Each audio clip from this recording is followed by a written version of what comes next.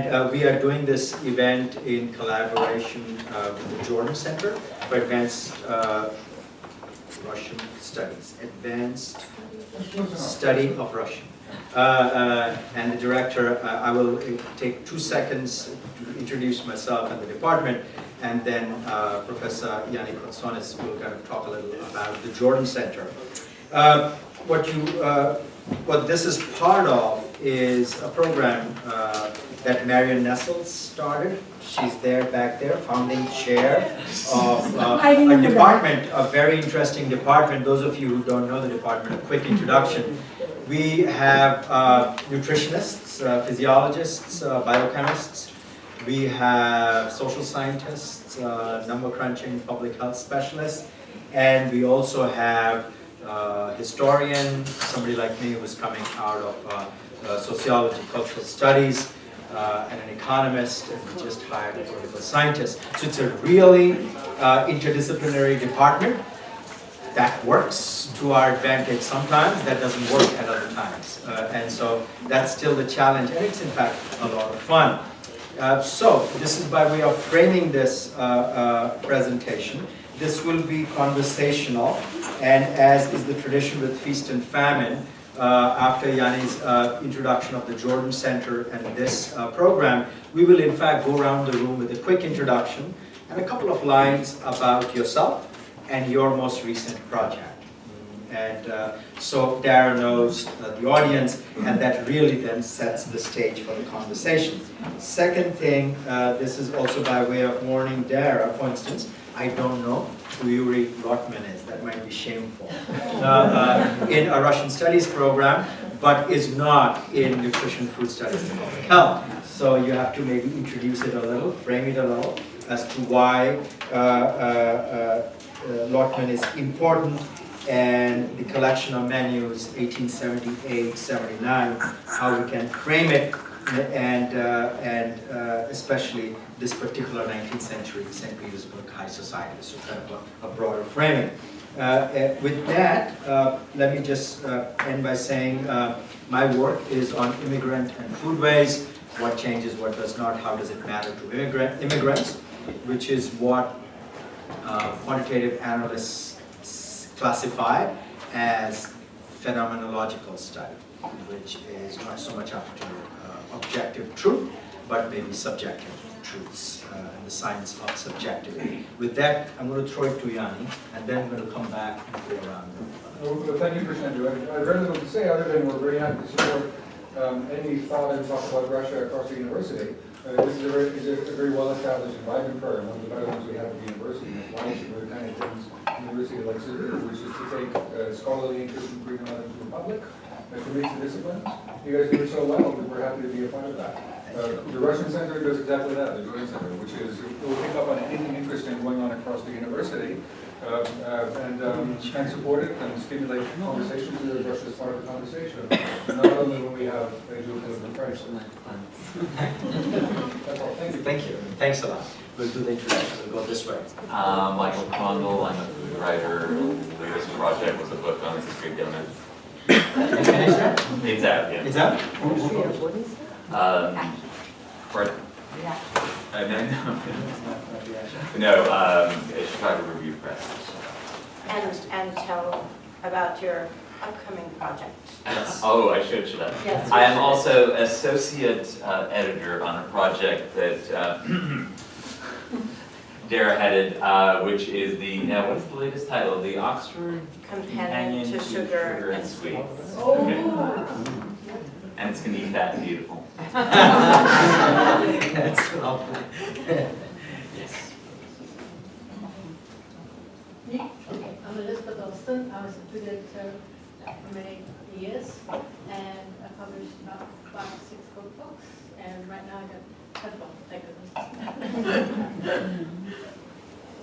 I'm Lara Dormi. I am a master student at YU in Russian journalism, and I'm a graduate assistant at the Jordan Center.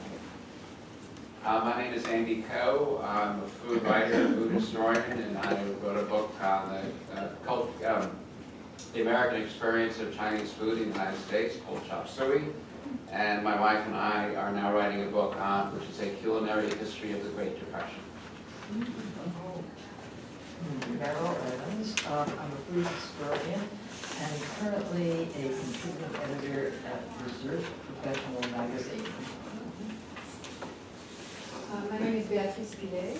I'm living in New York, and I'm giving conferences on the great royal tables, dressed as Marie Antoinette.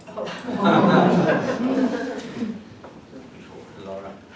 Laura Shapiro. I'm a food writer, and I'm working on a book of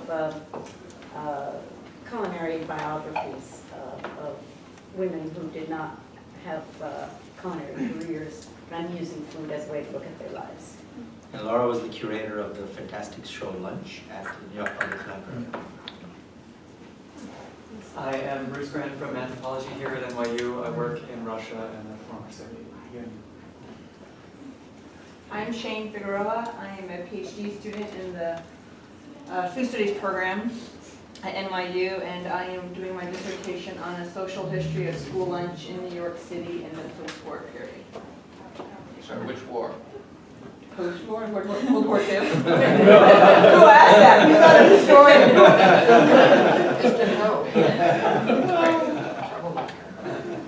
I'm Susan Wellman. I'm a retired family therapist, and I work with a lot of families with who were immigrants, and a lot around food issues of what the kids would eat and wouldn't eat came up in the work we did. And I'm now retired and a weaver.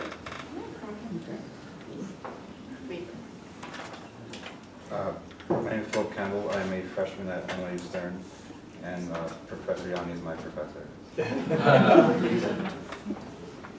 My name's Lynn Gall. I'm a local resident, a former caterer, and I'm an artist now, and I do a lot of work with, I make food collages. I did recently a couple of big ones of archimboldo using all vegetables. So, and I will do your portrait in food if you want. Book covers, folks. Portraits. Carolyn, why don't you go? We missed you. Hi, I'm Carolyn Petrie in the food study, on the food studies faculty. I'm Marion Nessel. I write about food politics, and my current book project is a book about food advocacy in the soda industry. I'm Scott Barton. I'm a PhD student in this department, and I work on the intersection of secular and sacred food in northeastern Brazil. I'm Peter Kaufman. I'm a Russianist. I run that can be said. I think. I've never heard the word before. Non-profit called Read Russia, which promotes Russian literature and English translation, and I work at Columbia University. I'm Robert Gall, a local resident who just loves to explore the world of cuisines and variety. I'm Fabio Parasecoli. I'm the Director of Food Studies Initiatives at the New School. My current project, it's called Unequal Territories, Food, Power and Place, and it's on food-based labels. Come out hopefully next year. Tell us a little also about your Paris project. And yes, I'm spearheading a food design master's in our school in Paris, Parsons. Parsons is going to have a new MA in food and design. I'm Kathy Kaufman. I am the chairperson of the Culinary Historians of New York, and my current project, I am the senior editor of Savor in Gotham, which will be an encyclopedia of food in New York City. And Eve Chaknowitz, my dissertation in performance studies here at NYU was on the foodways of Jewish immigrants from the former Soviet Union in New York. And my very shortly to be published project is a translation of a Yiddish vegetarian cookbook which was published in Vilna in 1938. That's cool. Eve, who's going to bring that out? Shakin Random Penguin. My name is Julia Howe. I'm visiting from London, where I did my master's in anthropology of food and medicine, and I'm going to be applying to NYU next year for my PhD in this department. I work as a pastry chef, but I have an interest in menu narratives and kind of how they develop and inform food choice. We are Ian and Louise Gunn. We are tourists from North Carolina, courtesy of Free in New York website. Our latest project is a pastrami sandwich at the Carnegie Deli.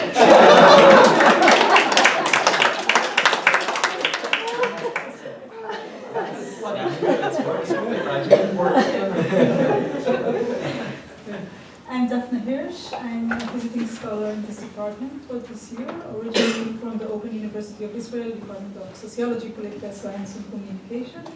And I'm currently working on a book project on the history of hummus consumption in Israel, of which I took a little break to write a paper on hummus masculinity, which is different. I'm Carol Edlin. I'm a member of the Culinary Historians of New York. Recently retired from the New York Public Library, and decades before that, I was one of those evil restaurant reviewers. I'm Diana Vincita. I just got a paper on raw milk networks in Brooklyn, comparing them to free and formal raw milk networks.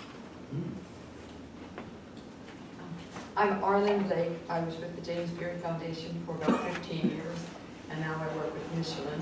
Published. Are you allowed to say that? Are you allowed to say that? What, Michelin? Work on Michelin? Oh, it's not the stars. No, we're doing the next project we're planning on is sending people, 40 people or so, they pay for it, to Western Mongolia to eat yogurt and live in yurts. And I don't know why they want to pay for that. But anyway, I put out the food calendar, and if anybody wants to be on the comp list, it's a listing of all the food and wine events in the world, as many as I can get, of course. We started it 20 years ago at the Beard House to try to help people avoid the same nights for events. So I'm Arlene Blake, and I'll help them. I want to go to Mongolia. Mongolia is wonderful. Oh, I see. I want to go. But the food is. But the yogurt is, no, and be like yak. Yeah. Old money. I'm Johanna Kalaki. I'm a food systems consultant, and I also work for Baldor Foods, and I'm fortunate enough to be a former student of Dara's and a graduate of the Master's Food Studies program. I'm Ann Lansberg. I'm chair of Department of Slavic Studies here, Russian Slavic Studies here at NYU, and I work on 19th-century Russian literature. I'm Samantha Presnell. I'm a joint PhD student in the French Literature and French Studies department at NYU, and I'm just polishing up a project on discourse and aesthetics in women's bourgeois cookbook in 19th century France. I'm Mihaela Pokrar. I'm a PhD student in the Slavic department at Harvard, and a visiting writer in residence at the Jordan Center at NYU, and I'm writing about barracks poetry in post-World War II Soviet Moscow. My name is Kathy Popkin. I teach in the Slavic department at Columbia, and my most recent project was the Norton Critical edition of Anton Chekhov short stories. There's food in there too. Good group. So, thank you all for coming. Krishnendu and Yanni, thank you so much for inviting me. I'm thrilled at this crowd and also so many faces from different parts of my past. It's really quite beautiful for me. It's a little bit of a challenge because some of you are deeply immersed in things Russian, and you say the word Lotman, the name Lotman, and no explanation is needed. Those of you who are in food studies will not know who he is. So I'm going to give just a little bit of context first, and what I really hope will happen is that we'll have a conversation that will cross-fertilize, so to speak, so that those of you in Slavic and those of you in food can start asking lots of different kinds of questions so that I'm not directing my comments to one group of you to the exclusion of the other, which of course would be my great fear, to leave anyone out of the conversation, because really what this book, High Society Dinners, is about is table talk. So I'd like to think of this conversation as a kind of table talk. Kalila has very generously provided what in Russian is known as the zakuska course, which always precedes the meal. It's to whet the appetite. Vodka goes down very well with the salty ham, and I see some eggs and pickles, and I'm not sure what else is on the table, but please help yourselves to that, because it is part of trying to understand what the Russian meal is all about. So I first encountered this book, Velikosvetskiye Obedy, High Society Dinners, in 1996. Those of you who are in Slavic know Helena Gashchilo. And out of the blue, she sent me a copy of, it was on that very bad, even though the Soviet Union no longer existed, it was on that very bad paper and pale type and really badly designed graphically, but still, I was stunned. Here was Yuri Lotman, the founder of semiotics in Russia, basically, a great theoretician who had turned his gaze to food. And I could hardly believe it, because it was at a time in the United States, as those of you who are in food studies know, when we were still trying very hard to get any kind of respect from the world of academia. It was seen as somehow trivial or too domestic or not worthy of intellectual inquiry. And here was this great theoretician who had turned his gaze to the table. And so I read the book very quickly. I was excited and I meant to do something with it, and somehow I didn't. I think Gastronomica got in the way and took my energies for a good 12 years.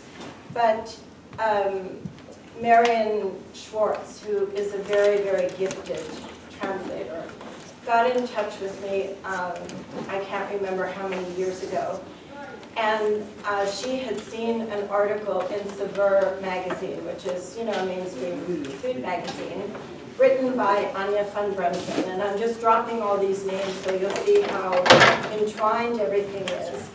And in this little memoir about meals during the Soviet time, she had mentioned this book by Lotman, and she said, why don't we do an English edition? And of course, once it was suggested, I couldn't say no. And so we worked together for several years on this. And it turned out to be much more of a challenge than I had anticipated. I knew that conceptually the book would be brilliant as it is. Because what Lotman did, so there are some menus in Russian and also some pages in translation of the English. He somehow, and it's not clear how, but got hold of a bound series of menus from 1857, 1858, from the household of a young nobleman, Pyotr Durnovo, who lived in St. Petersburg, and he was of, you know, the highest levels of society without having the noble title. And instead of just presenting the menus, so he does present them, but he decided to contextualize them so that there would be a sense of society, what was happening in St. Petersburg in 1857, 1858. Of course, the burning issue of the day, it was on the eve of emancipation of the serfs, which occurred in 1861. So that's what everyone was concerned about, either in favor of, or in the case of many people in Durnovo's circles, very much against, because their whole way of life would disappear, as of course it did. So he went through newspapers, also what in Russian are known as the thick journals, the intellectual journals of the day, and found snippets of current events. I mean, it was quite, I shouldn't say wonderful, but affirming, perhaps, I'm not sure what the right adjective is, to find that in 1857 there was a terrible crash in the New York stock market. that had reverberations around the world. You know, you say, plus ça change, you know. Nothing has changed in 150 years. We read about the French saying the Russians are so enigmatic and we can't really fathom who these Russians are. And many leitmotifs that are still sort of current in Western society today, we find in these newspapers and journals. In addition to those, he had access to the diaries of the father of this young nobleman, who had basically decamped to Paris, where he spent most of the year with his various mistresses, who we learn, without knowing them by name, we learn about the tryst that he had with them. His wife was off, usually in Germany, having the cure, you know, for a lot of different kinds of ailments. My own perception is it was the cure from her husband. By the end of the book, I was beyond hostile to him. He went to theater, and he and his son corresponded, so we have the correspondence. So there are these 4 different layers of information. We have the actual menus, which to me as a food historian, that's exactly what I wanted, you know, the meat of the book. But you can't just look at the menus without looking at the context and the idea that the people at these dinners, and every meal has the guest list, they were the same people who appeared over and over again. These are the sorts of things they were talking about. What was happening in the financial markets, what was happening in politics.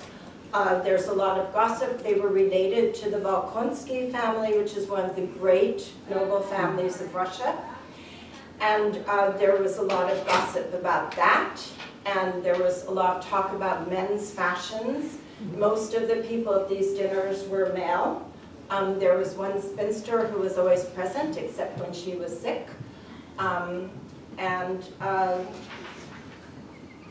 So that was also part of what I had to take into account. I quickly ran into all kinds of problems, both scholarly and, dare I say, emotional. Scholarly, because those of you who read Russian, and those of you who don't can just look at the English, it's almost a kind of shorthand. You look at the dishes that are presented, and you don't necessarily know what they are. So there's a lot of research that has to be done. But many of the menus were written by people who were not literate necessarily, or completely literate. They could have been dictated in, usually in a household, it was the khazyaika, the woman of the house, who sat down with her staff and said, this is what we will have for dinner. And it was talked about. The young Durnevaux was not married. And one of the big problems is that there's no female voice, there's no hint of a female voice, or of what was on the table, what plates were used, what was the decoration. There's no evocation of atmosphere. It's all just this kind of, here's the menu, and here are the guys who are there, and here's the news, and it's mostly political. It's not even like the literary salons or what was being published in that year in the literary world, and there was so much going on then. So I had to deal with that, but also the fact that the same dishes might reappear in different incarnations. And there were translations from the French that were incorrectly translated into Russian, or perhaps incorrectly transcribed. So I didn't know whether it was a transcription error, whether it was a translation error, or whether when the book was published it was just sloppy proofreading, which was also another possibility. So there were all of these things that had to be teased out to try and find exactly what was being served. So if you look at this menu for January 1st, you see that it sounds pretty delicious to me. You have hazel grouse, soup à la reine. So Lotman annotated it. And in Russian, it's à la reine, literally in the queen's manner. But there would be also words like hollandaise, which would sometimes be translated as hollandaise or à l'anglaise.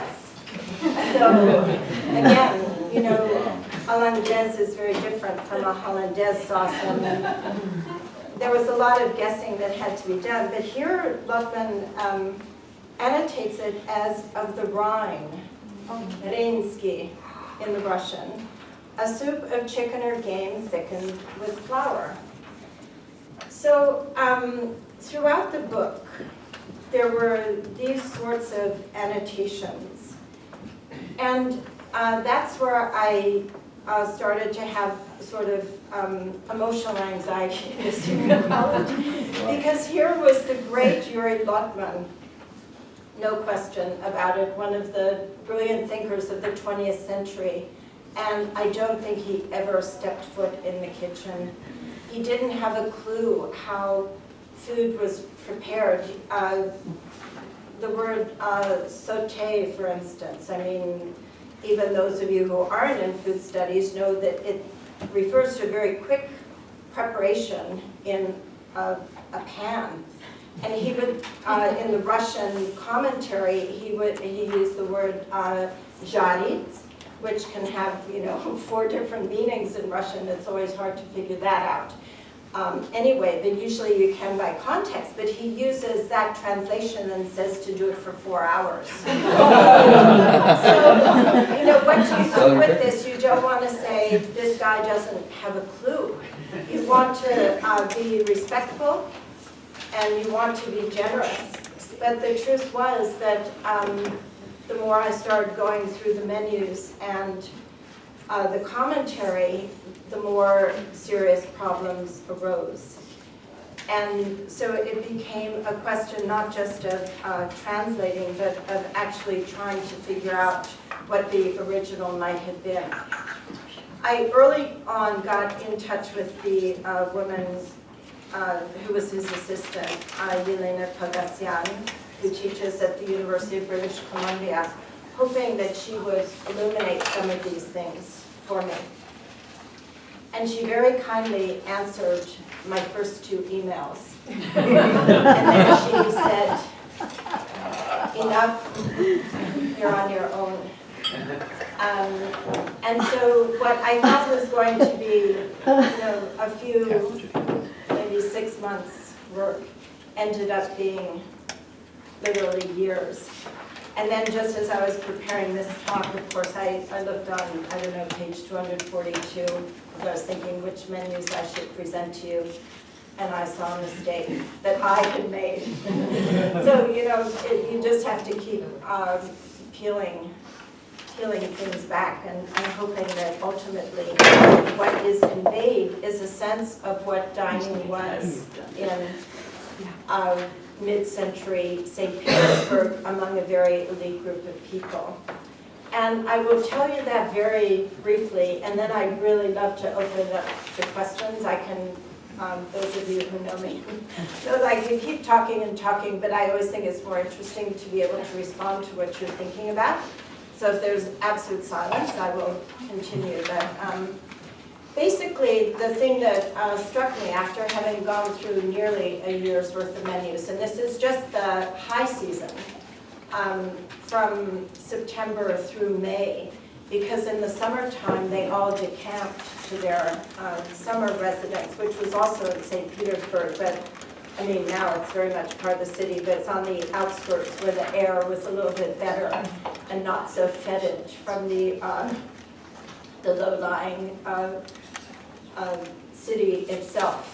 So in the summer, there are no menus, and the high social season is when it gets cold, when the roads are passable because they're not muddy, and everyone comes back from their summer places to the city. So that's what, it's basically 9 months of, 8.5, 9 months of menus. And they were eating very, very well. A preponderance, and this could be Durnovo's taste himself, but a preponderance of fowl and wild game, particularly in the fall. All kinds of grouse and hazel hen, and they're also capon, they're not wild, but you know, they've been very carefully tended to so that they'll grow big and fat. There's an extraordinary range of vegetables. That was perhaps the most surprising to me. Most of the wealthy in St. Petersburg had their own hothouses, and it was a matter of pride. If you read anyone's diaries from the period, usually these are women's diaries, they talk about the tiny strawberries that they're serving in December. So it's a sign of wealth. Théophile Gautier went to Russia in 1870 something, I can't quite remember, and he was appalled, not just at the expenditure on raising these hothouse fruits, but at their lack of taste. He said nothing makes up for the sun, which of course is true. Durnovo himself wasn't really into that kind of, peas appear on the menu a lot, but for the most part the vegetables are pretty much in season. The most favorite vegetable, I'm not a statistics kind of person, so I didn't go through and count the actual number of times, but probably the favorite vegetables were cardoons and artichokes, which are, you know, related to each other. They just served them a lot. Now, there was beef served. There were a lot of dishes in the French style, but equally important, there were a lot of really beloved Russian dishes, like grechnovaya kasha, you know, buckwheat groats. There was often sturgeon. Goryevskaya kasha, which is a wonderful dessert made with basically cream of wheat that has, sorry, I start to salivate when I think of that one, but it has brandied fruits and often spun sugar on top. So there's a definite, distinct Russianness embedded in the recipe, in the menus, even though on the surface it's very Frenchified. And there are also lots of Italian dishes, macaroni and stufato. Italian was very chic. Those of you who have read Gogol know that he was famous for the macaroni that he made. And, so it was also in this country, it was a dish that was considered very cosmopolitan to serve in the mid-19th century. So the range of food is actually quite extraordinary, especially when you think about what the masses of the Russian populace were eating, which was extraordinarily limited, particularly during the winter season. The one other thing that I'll add before I open it up is I talk about all the different layers and his annotations and trying to figure out what's translation, transliteration, transcription, all of these things. There was also another experience involved, and that was willing myself into my imagined world of 19th century St. Petersburg through the eyes of a Soviet scholar. So this book was published in 1996. Lotman died in 1993. This was one of the last things he was working on. But I mean, throughout his life, he lived in the Soviet Union because he was born, I think, in 1922.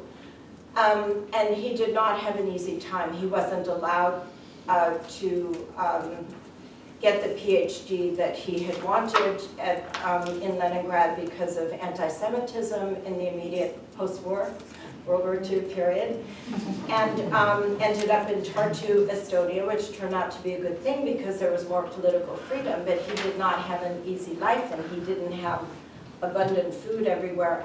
So it's also through that prism of the Soviet experience, and for him to be writing about food which was considered elite, a little bit superficial when there wasn't enough food for people, to be writing about the nobility, not exactly what good Soviet citizens are supposed to be doing.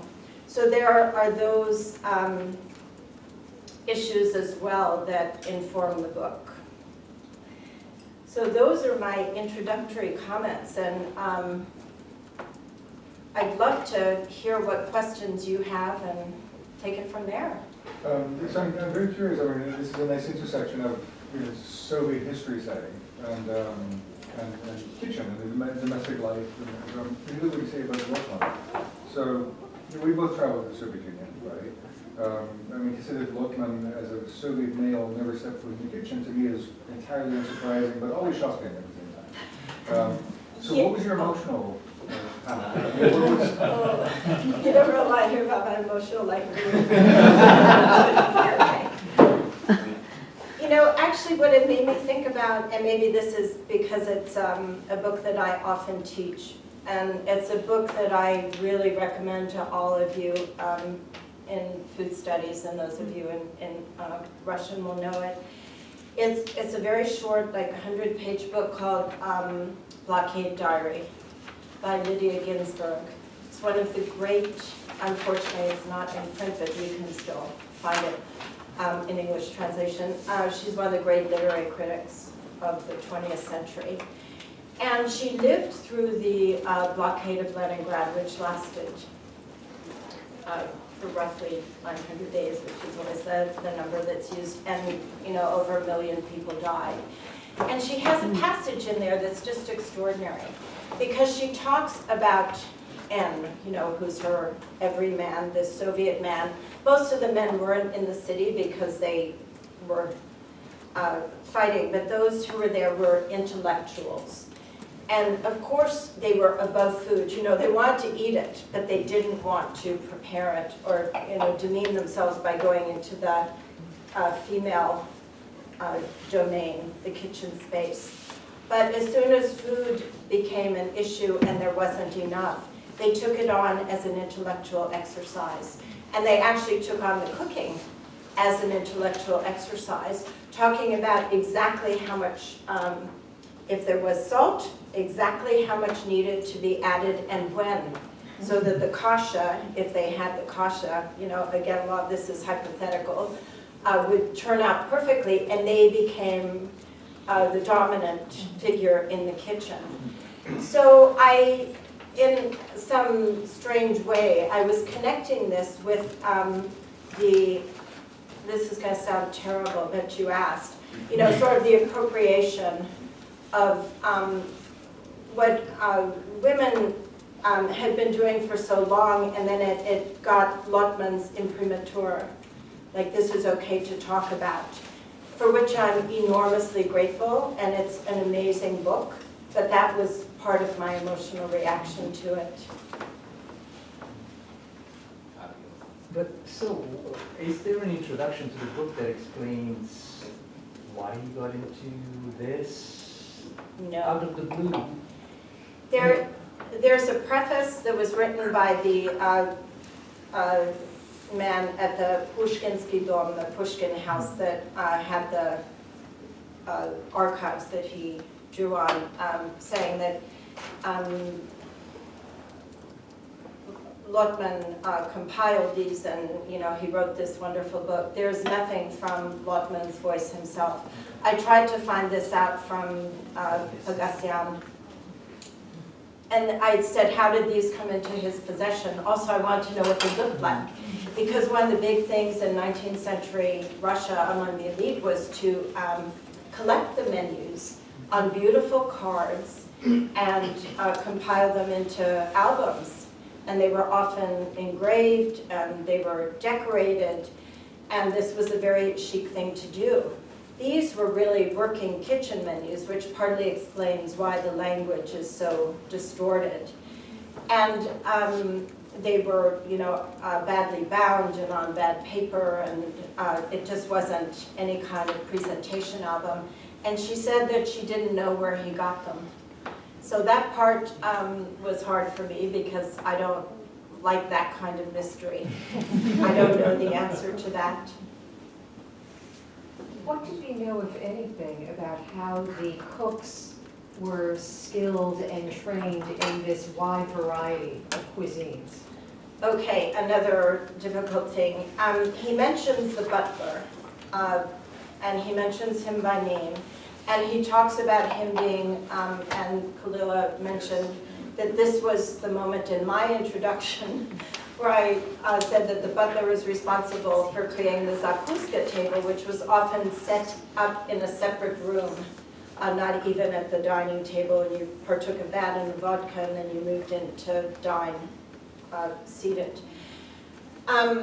So we know that he did that, but there's no mention of the cooks. I did, in the archives of the Museum of the History of St. Petersburg, I was able to find some photographs from the Krishnendu. Oh, here they are. Okay, I just found it. Well, you can just pass it around. So this is from the a storage cellar at the Durnovo Dacha in winter, with cooks fetching provisions. And it's a very small picture, but you can pass it around. So there were cooks, but there's no mention. Again, that's why I think if there had been a woman of the house, there would have been much more of that detail. What we do know is that many noblemen had serfs whom they would send to Italy or to France to be trained in cuisine, and then they would come back and serve them. And so, and there's also a wonderful cookbook that was published in 3 volumes between 1855 and 1858, I think, roughly in that period, by a man named Radetzky, who had served a noble family, and it's very heavily French recipes. And Urbain Dubois, if you know his name, he had also worked in Russia. So they had, they were extraordinarily adept in their culinary skills. Just wondering what the nature of Lotman's analysis is, or is it just laying something out there, sharing his discovery? He has a long introduction about, and that's part of the book, which is a history of dining in Russia.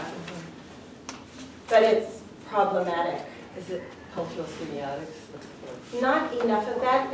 It's interesting because I would have expected that, but it's really a descriptive history, and there is virtually no analysis at all. What there is his opaque prose.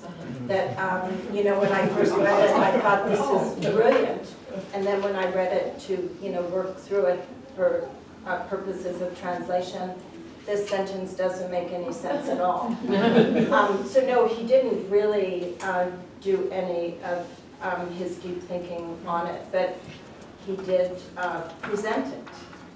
But again, some of what he had to say about the history of the Russian table, particularly in relation to Russia's relation to France, just, and you have to forgive him because he didn't have access to, you know, the latest scholarship. He's working in isolation. The fact that he was able to do what he did is extraordinary. And so then, you know, I have these feelings of guilt that I'm criticizing him.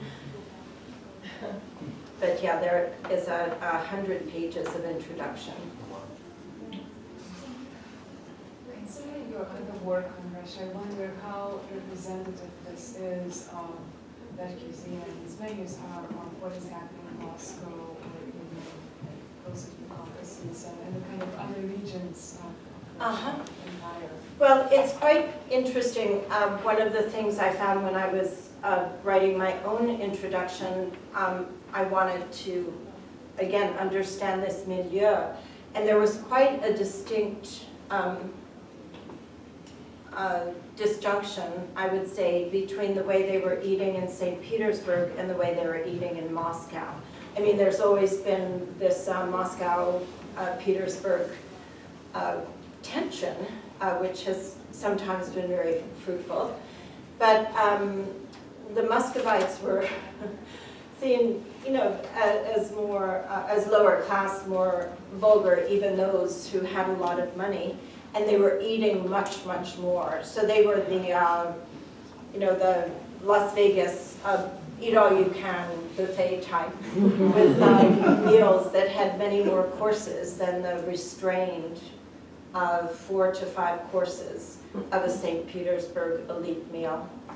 And also I would say that there is much more of a French overlay in these menus. And in Russia, you would get more of the slightly more domestic Russian. In Moscow. In Moscow, Yeah. yes. Not, yeah. Yes. Bruce, you can go ahead. Please. Yeah. I can't help but just I'm so happy to know of the book and I think of I mean in the absence of the kind of material that we would want to have to answer Kathy's question, I can't help but wonder if he's a scholar who's so well known as so many Russian semioticians were at that time of looking to the medieval period, to other times, but especially not just other places, but especially other times in Russia's past, to make what many people such as ourselves outside of Russia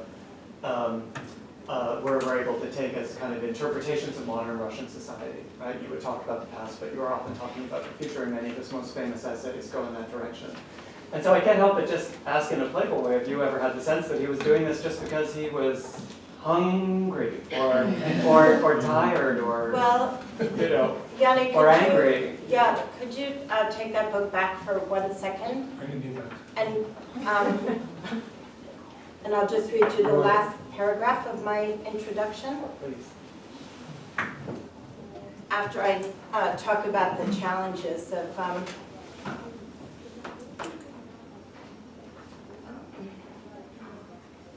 everything. Okay.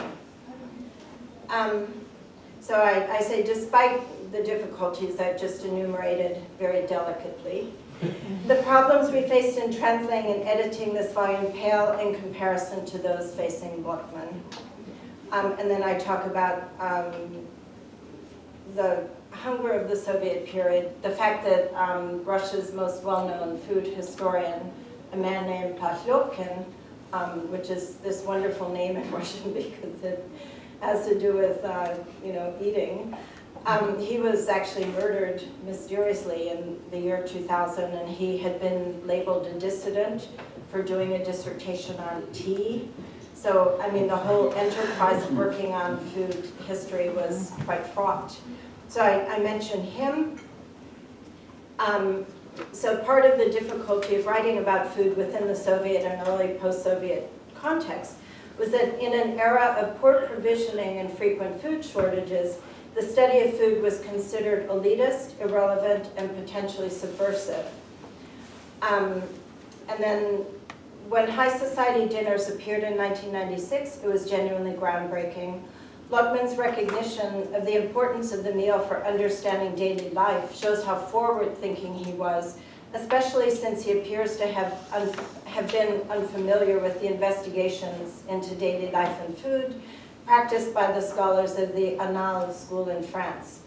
High Society Dinners offers not only a snapshot of a particular moment in Russian time, but just as crucially, reminds us of the symbolic meaning of the meal. Through imagined table talk, Lotman brilliantly recreates Durnevos' era and the social significance of aristocratic dining. And this is now to answer your question. As Lotman's co-author Yelena Pogasyan confided, the compilation of the book was, quote, a translation of material from cookbooks into the language of Soviet culinary culture, the language of a hungry Soviet Philistine. So, does that answer? You know, the reason I'll only impose one moment, which is you're just reminding me that it's maybe suitable for this group too. It was in October of 1990. I just come back from a year in Siberia to Moscow. I go to what people who know the city will know as the Shockworker Cinema, this big cinema house, which is now a car dealership. But at the time, it was one of the largest cinemas in the former Soviet Union, right? So I'm in the Metropole, and I've gone to watch with a friend, Fanny and Alexander, right? But it's this giant cinema house of the kind that are no longer there. There's about 1,200 people in the movie house. And there's this scene in Fanny and Alexander, the children at Christmas. There's this long kind of food pornography scene, pan of the table at Christmas time. And this is a very distinguished audience of the kind of which I was imagining people like Lotman and their like would attend. And out of the blue, as everyone's very silently, being very dutifully silent, out of the blue, as the camera starts to slowly pan, you hear one or two people cough, and it keeps going, and it keeps going, and suddenly all 1,200 people start clapping. For this food, because there was no food in Moscow, and it was clear that everyone was just really hungry. And to listen, it was both painful and funny, but also beautiful, and that's what I was thinking of as I was reading. Yes, well, so that's what I was alluding to when I said there was this other layer of Soviet experience that is very, very poignant. And it's important to understand that, but from a scholarly perspective, there are still enormous problems. I'm thinking of another. I'm thinking of another tabletop conversation that was going on at the time in intelligentsia milieus in Moscow, which is spiritism, right? And evoking the spirit of other times and trying to, as a form of helplessness, I don't know, of trying to helplessness in front of the inability to do history properly or to have a different life. I'm wondering if this is Lotman's own evocation in that sense. Is it escapism? I mean, is that? Yeah. I don't know, but I don't think I would go that far, because he could have turned his pen to anything. And I think at the end of his life, he was celebrated. He had a TV show. He was very popular. I mean, this bearded old Jewish gentleman was a very popular cultural commentator. He had won fame. I don't think that he needed to do this for any kind of, because he wasn't being recognized. I think that he found or was given these menus, and for someone who thinks about culture writ large, it was an absolutely perfect project for him. I remember,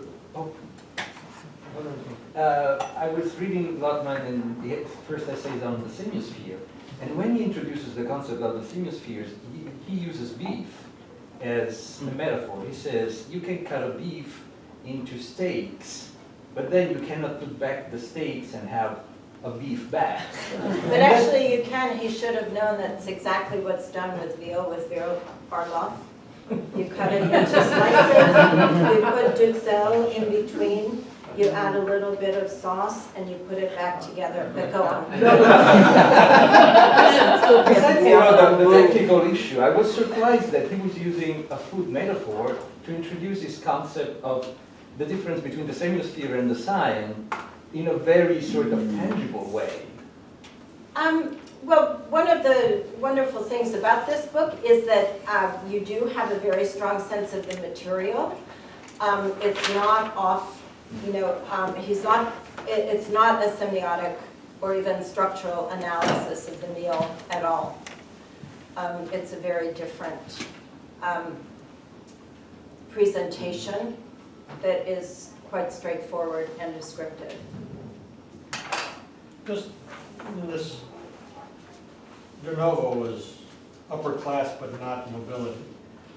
Well, he didn't have a noble title, but in effect, I mean, there are all kinds of rules about who was allowed to have them, but he was very close. He wasn't going to be czar anytime soon. Oh, no, but he was close. He was close to the czar. So on that sort of level, and then just because I don't know, serfs were slaves, unpaid, unable to move before they were owned by. They were owned. They were owned by nobility. If you know, so would these kinds of menus occur every night over the season? Oh, And- yeah, And what level of household would it take to support? a very, very wealthy household. Large, His father, large number of people and everything? Would they have Yeah, farm? but They you would see, have there's- houses and farms and, well, he had his hothouse in the Right. mansion on the English Embankment in St. Petersburg, which is a very fashionable address, and I think it was the top floor, or maybe I can't remember which floor, but the conservatory was there, but he had extensive conservatories at his so-called summer place. But he was much more interested in ornamentals. I discovered a series of articles that had been written about him as one of the great experts on Dieffenbachia and also palms. And he had very little space devoted to the growing of fruits. So that already tells me that his interest in the table was more pro forma than him being a particular gastronome. right? A related question for me is the list of participants, where did I see that? It's like 7 or 8 people. Yeah. Is that the size of this? And in terms of what does the table look like? Oh. And the cover is big and rich and hundreds of people, right? Right, okay, Yeah. so I wanted a beautiful cover. Here. And, oh, here it is. Yeah. Color. Yeah. You know, because I like beautiful covers. This is actually a state dinner from 1840 for Prince Galitzin, another one of the great, many of them are on Long Island now. You find them in the registry of the, Russian balls that are held during the high social season in December. But this was held in Moscow, and it just, evokes all the servants and everyone in beautiful dress. One of the interesting things about Durnevau's table is that it only seated 12. Yes, it's small and it's intimate, but again, he was only 22 years old. He, since his parents were away, he was the master of the house, but he wasn't married, he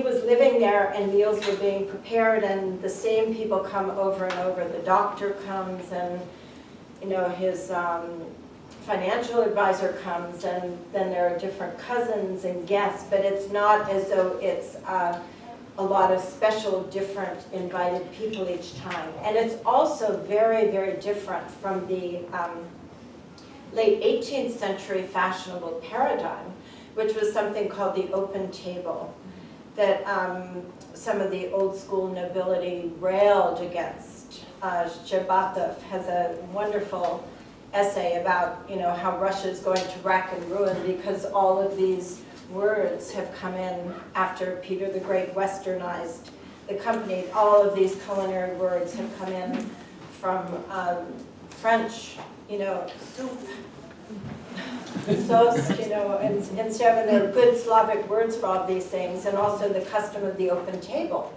where the nobility would have a table set for 30 to 40 people every day. They had the staff to do it. They had the money to have that much food. And anyone who was properly enough dressed could come and sit down and have a meal. And by the time of the mid-19th century, obviously fortunes had, for most people, waned somewhat, but that was not the fashion, and these were always very intimate dinners. So that's what's intriguing, is it sounds like a kind of form of embourgeoisement and a kind of performance of intimacy. Is that what's going on here? Yeah, except for me, what precisely is lacking is any sense of intimacy. Okay. Partly because it's almost all men all the time, except for Jenny Deek, who's the sister, the spinster sister of, this guy who is often living in the house because relatives would come and stay there, or one of the, some of the Volkonskaya princesses would come because they were relatives. But you don't have a sense that there was a lot of emotional discussion. It's very much, to me, it felt presented at a distance. And of course, I'm comparing it to the literary gatherings of the time, which were filled with drinking. They were filled with rather raucous and indecent behavior, but very lively discussion about books, about ideas. And this is more about what's happening with money, what's happening with the concessions that are being given to the serfs and those kinds of things. So this is what they did, as opposed to this is not pre-theater dinner, or No, this was the regular. They would do this and then This was their evening. brandy and cigars after, and political discussions or Yeah. something like that. But, he wasn't, I want to underline that if he had been married and had a family, it might have been more, there might not have been these dinners with all kinds of men invited by themselves every night. It's almost, not that these men were all bachelors, but it's a very male kind of gathering. I mean, I guess the question is how much can you assume about his society and how they entertain from his menus, which I imagine he wasn't putting together. Somebody else was probably putting these together for him, weren't they? Well, that's what I couldn't untangle. I think that as the man of the house, he was probably telling his head cook what he wanted for dinner. It wouldn't have been the butler would have presented with a menu and said, is this okay for tonight? It could have happened, but if he were at all engaged, and I think, I don't know, because more often that was the woman's role. I'm just thinking of a 22-year-old, young man with his parents. There's no woman present here that we know of. Adelaide. You mentioned Who his- was the mysterious You mentioned his Adelaide? wife part, who No. lived in Paris later? The father of the guy father who's, lived yeah. in Paris later. And he was in love with a woman, and flirted with her at certain balls, and then, she married someone else, and then he eventually got married, but it was well after the time when these menus were written. So what we can extrapolate from these is the actual foods that were served are the kinds of foods that would have appeared on any table at this level of society. The vegetables available, the kinds of French torte or the gâteau à la pompadour, which again Lotman says is, I guess that one wasn't so much of a problem. That's a chocolate cake. Oh, on the menu for January 8th, if you look at the Russian, it's bœuf à la cuillère, which, makes no sense. So Lotman says it's from à la Colbert, which is a very famous preparation usually for fish in the 19th century. So when I saw that it's beef, I thought, why would it be à la Colbert? That just seems odd, because if anyone's trained in French cuisine, they're going to do it with fish, and there's always fish on the menu. So then, but there's a capital K, so, this must be someone's name, but there's no name that works. So then I, repeat it over and over and over again. I spent many hours doing that. Cuillère, cuillère. Bœuf à la cuillère. So that is a preparation in French. It's basically a pot roast, a braise, where you cook the beef very, very slowly and long, and it becomes what we say fork tender, they say spoon tender, and I think that's what that is. But, so I, have all these levels of my annotations too. Yeah. I'm wondering what makes these foods so aristocratic? I mean, is it the techniques of making them? Is it the products? Because it seems to be a combination of things that may have been, containing rare ingredients, Yes. and some that, like, I'm not sure about cauliflower, but beans with croutons. Well, okay, this is January, and it's bubbly. those are fresh beans. So that, the fact that they're fresh is already saying that they have access to something that, you know, most people wouldn't be eating in January. The croutons, I agree, but just the name crouton, there's a Russian word, grinchiki, you know, so the fact that the French word is used already, you know, sort of lifts it up a notch. But you have Malaga, you know, which is a fortified wine. It's an imported wine, so that is also a rare ingredient. If you have the torte, the gâteau Pompadour, that's chocolate. Chocolate was available to those with money. I mean, it was readily available, but again, the masses were not eating chocolate. So part of it had to do with the ingredients, and part of it had to do with the methods of preparation. Well, I mean, because many of these dishes are French preparations, and French cuisine is like the cuisine of the aristocracy across Europe. So that's, you know, that's high-class food. Yeah, although you get these purely Russian dishes that are mixed in that grounds them again and says, this guy, you know, that's why I don't think it was necessarily the butler presenting the menu. I think it was Dorneveau himself saying, man, I really want some cachetone. I just want that. But. Marion's question about the spinster. How did you, not about the spinster, but I'm completely stuck on the woman who refused to talk to you. Can you remind me who she was in relation to the project? She was Lotman's assistant, considerably younger. You know, like a graduate assistant. And she worked on a number of things with him. And her name appears as co-author of this book. So and she wouldn't talk to you? No, she did initially, but then when I started asking her, well, what does this mean? What does this mean? Busy elsewhere. It was too much. It was too much, and I think that it might have been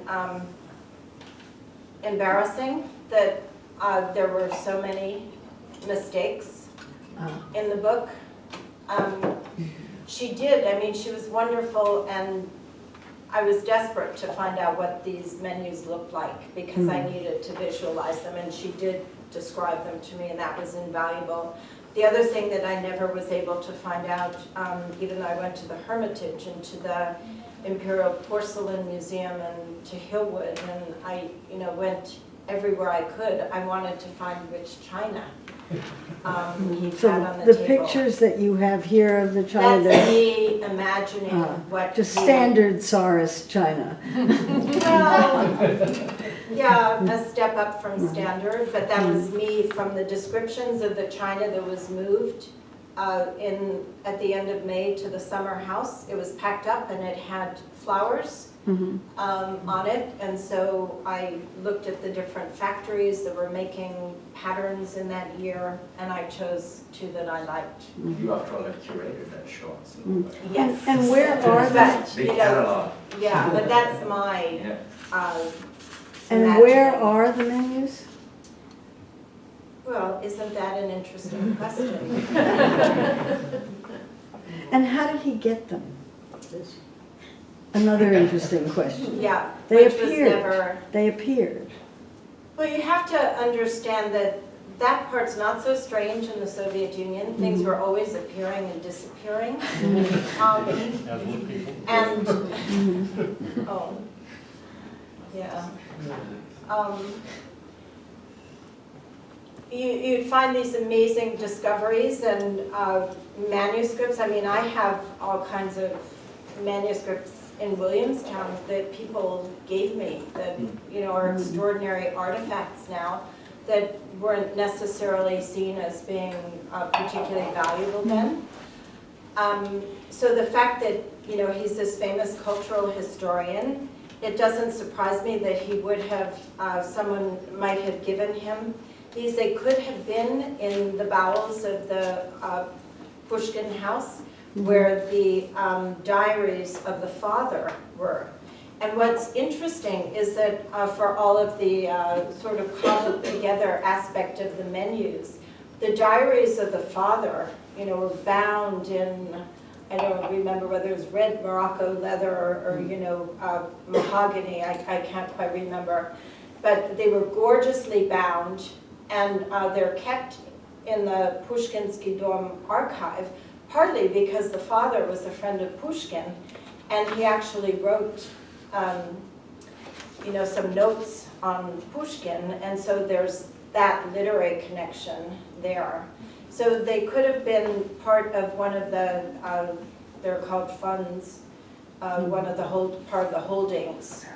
But that is never explained. And I actually, in St. Petersburg, went to meet the head of the Pushkin house, you know, because I always want answers. It's unexplained. I can't answer your question. You know, I wanted to see them. I wanted to smell them. I wanted to touch them. I wanted to see, you know, what kind of ink. I wanted to see the different handwriting. I wanted to see how much was actually in, some of the words were apparently in French and some were in Russian. And I wanted to be able to look and see which ones appeared in French, and maybe that would give me a sense of who was writing the menus. So in many ways, I remained in the dark, which, you know, is not the way I like to write books. And that part was enormously frustrating. So it was sleuthing and imagining and having to guess about, you know, speculate. This also the menus with the notations about news and politics and events. They look a little bit like a page from a miscellany, like a farmer's almanac. And I'm wondering if, you know, he's young, he's maybe trying to prove to himself that he's a proper upper-class gentleman. And then I'm wondering, what are the textual models he might be trying to get at? Literary, perhaps, or some of these calendar books or almanacs going around? No, this is Lotman who added those. Oh, this is Lotman's created context and table talk. So all that is from Dournevau's household is the menus, just these little things and the list of people. Everything else that you see is Lotman's with the asterisks or the double asterisks or the, you know, crosses. That's his commentary, and then my meta-commentary on his commentary. But all of these, and your meta-commentary is in the notes? Yes, and those appear. So Tom Jane, who's the publisher of Prospect Books, is a saint. He's an absolute saint. My notes appear in brackets with a DG at the end, so you can differentiate my notes from Lotman's notes.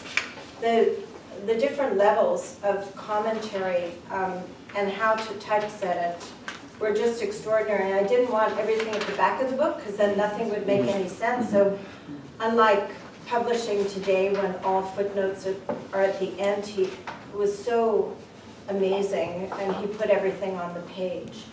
But so it was Lotman who went through the newspapers and the journals, and it was his idea which excerpts because by to choose. By the word sujet and no word news and opinions, Yes. I would have imagined it was.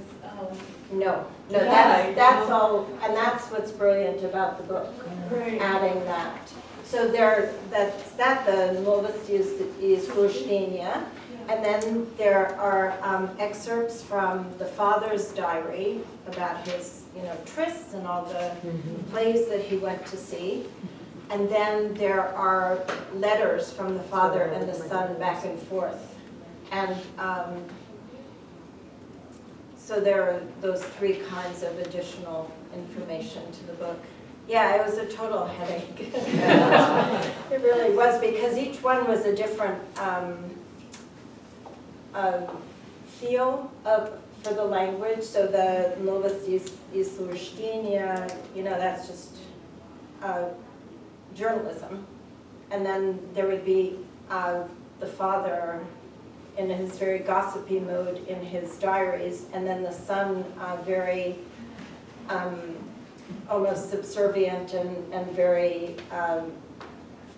that's the closest you get to intimacy, is the son, my dear papa, and, give my love to mama, and I hope she, is feeling okay, and, I am interested in buying a gun, and, things. And send money? Like most sons. Intimacy that performance. No, no, I think that was expected, and he always signs himself the same way.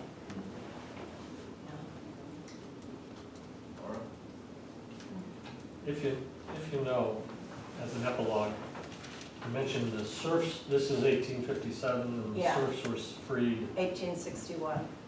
Do you have any idea what happened to this family? Yeah, so turn to the back of the book. Uh-oh. So Durnovo himself, he had been just a lieutenant, pretty low in the ranks. By the end of his life, he was at the second highest level of the table of rank, so he was way up there. He became much more politically conservative, as you might imagine, as his wealth consolidated.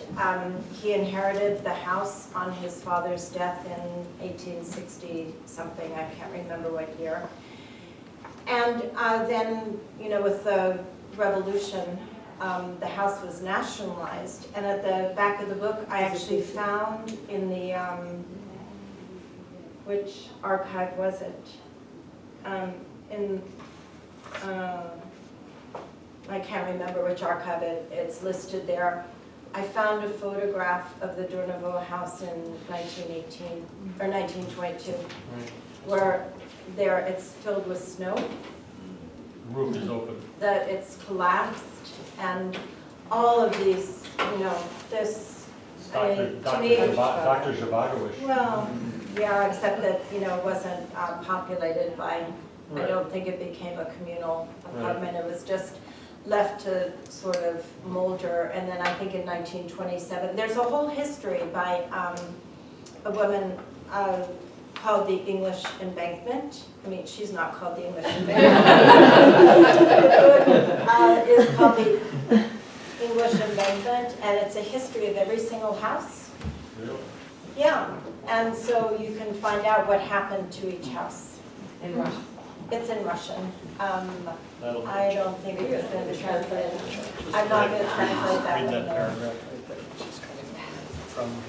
Okay, any final questions, comments before we, good, sorry, yes, go To ahead. bring it back to your methodology, it's amazing that you perform this kind of double exegesis going on. What other sources were you looking at to help you kind of reconstruct the table? I know I'm one table history is kind of a trope. Were you able to look to that in the Russian case, or was it kind of, No, I mean, I looked at lots of porcelain. I looked at lots of descriptions, various in people's diaries, descriptions of the table. Let me see. I looked at paintings to see, most of them unfortunately were in country houses, because that was more, this romantic idea of being at the country house, and you would see the table there, and you don't see as many city houses, but a lot of paintings. And there was also, I'm trying to reconstruct it right now. One of the things that was very useful, I mentioned this cookbook by Radetzky.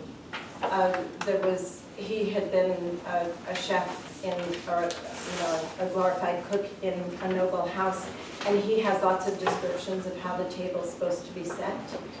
And there was a lot of talk about the difference in style between the French style of service and the Russian style of service, which was still, both of them were being used in the mid-19th century. So I looked at discussions of that, and really, out of desperation, any place I could find material. But again, for those of you who are in Russian, or those of you who are in food who know Russian, there's still so much that needs to be done. I mean, it's virtually untapped. Excellent, lovely note to end. Thank you.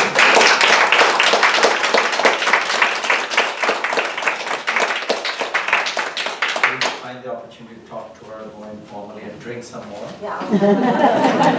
I've been eyeing it, guys. And by the way,